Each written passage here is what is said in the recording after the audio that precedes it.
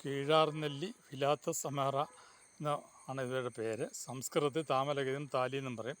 ഇവ ചർമ്മരോഗത്ത് ശമിപ്പിക്കും. ആമ, അതിസാരം, മഞ്ഞപ്പിത്തം, വെളുത്തതും ചുവന്നതുമായ ഇനങ്ങൾ ഇവ കാണപ്പെടുന്നു. അടിഭാഗത്തെ കായകൾ നമ്മൾ കണ്ടു കഴിഞ്ഞു.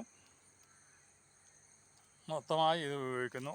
രക്തപിത്തം, കഫം, തണ്ണീർദാഹം, കൃമി, ചുമ, പ്രമേഹം, മൂത്രതടസ്സം, കരൾ രോഗങ്ങൾ ഇവയെല്ലാം ഇവ ഉപയോഗിക്കുന്നുണ്ട്. കീഴാർനെല്ലി ചതച്ച് പിഴിഞ്ഞ നീര് തേങ്ങാപ്പാൽ ചേർത്ത് 10 മില്ലി വീതം ദിവസം കഴിക്കാവുന്നതാണ്. ഇത് പാല് ചേർത്ത് മഞ്ഞപ്പിത്ത രോഗികൾ രാവിലെ കഴിക്കുന്നുണ്ട്. വെറുതെ ആണെങ്കിലും കരൾ രോഗവും മഞ്ഞപ്പിത്തവും ഉള്ളവർ കീഴാർനെല്ലി അരച്ച് ഒരു ഗുളിക രൂപത്തിലാക്കുകയോ ഇല്ലെങ്കിൽ മഞ്ഞളും കീഴാർനെല്ലിയും കൂടെ അരച്ച് ഗുളിക രൂപത്തിലാക്കി കഴിക്കുകയോ ഇല്ലെങ്കിൽ ഇവ അരച്ച് കുടിക്കുകയോ ചെയ്യാവുന്നതാണ്. നെല്ലിക്ക, മഞ്ഞൾ, ആവണക്കൻ കുരുന്ന്, കീഴാർനെല്ലി ഇവ അരച്ച് ഗുളിക രൂപത്തിൽ കഴിക്കാവുന്നതാണ്.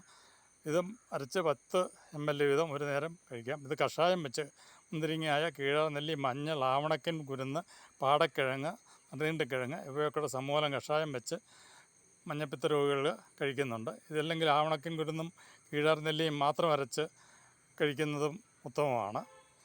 ഇതിൽ നിന്ന് വിലാന്തിൻ വേർതിരിച്ച് എടുക്കുന്നുണ്ട്. ഇത് വിവിധ ചികിത്സയ്ക്കായിട്ട് എടുക്കുന്നു. ചർമ്മരോഗങ്ങൾക്ക് ഇവ ചതച്ച് നമ്മൾ തേക്കുന്നത്, അരച്ച് കുഴമ്പ് രൂപത്തിൽ ലേപനം ചെയ്യുന്നതും ഉത്തമമാണ്.